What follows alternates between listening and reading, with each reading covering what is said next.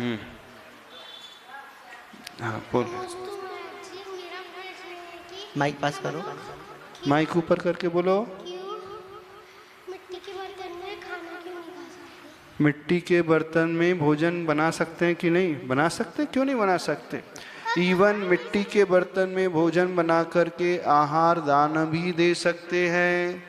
और सबसे अच्छा आहार जो होता है, जो प्रकृति में होता बनाया गया है, और प्राकृतिक संसाधन जो होते हैं, नेचुरल जो मिट्टी होती है। क्यों? क्योंकि उस मिट्टी में सारे मिनरल्स होते हैं।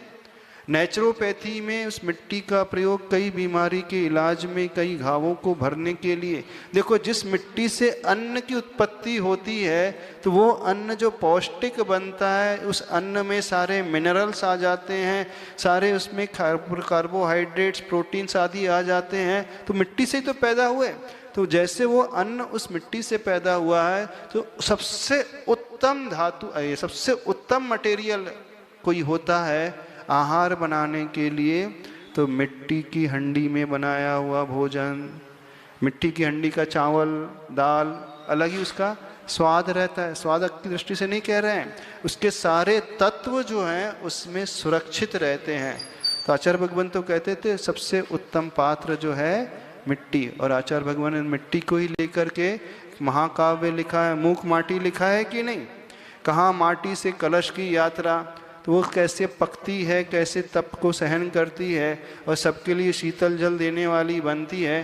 तो यदि आप अपने गुरुओं को औषध दान से बचाना चाहते हो, यानी बीमारी से बचाना चाहते हो, तो सबसे सही औषध जो है, स्वस्थ रखना चाहते हो, तो प्राकृतिक जो संपदा मिली है, मिट्टी के बर्तन में बनाया हुआ शुद्ध आहार गुरुओं के लिए भी सबसे उत्तम रहेगा, और उन श्रावकों के लिए भी सबसे उत्तम रहेगा। आज वर्तमान में तो मिट्टी का पूरा सेट ही मिलता है। इवन कुकर भी मिट्टी के बर्तन, मिट्टी का है, थाली भी है, तवा भी है, गिलास भी है, कढ़ाई भी है, जग भी है, सब कुछ है, पूरा सेट है। अब थोड़ा सा आज की महिला अगर बोलेगी अब कौन उसे धोएगा, कितना समय उसमें लगता है, इतनी मेहनत कौन करेगा, तो इतने सब आलसी हो गए हैं, इस कारण रेडीमेड तुरंत करना चाहते हैं। टूटने का डर है हमारे। हाँ, टूटने का भी डर नहीं, इतनी मजबूत रहता है, व्यवस्थित तरीके से नहीं टूटते हैं। हाँ, कई जगह यूज में देखे हैं, आजकल बहुत अच्छे बर्तन मिलने लगे हैं। होना चाहिए जो खासकर सोले का भोजन करते हैं, उन्हें तो अपने घर में मिट्टी में ही बनाना चाहिए। कम से कम तवा तो मिट्टी का हो जाए, और हंडी तो मिट्टी की हो ही जाए, भले ही थाली गिलास ना हो।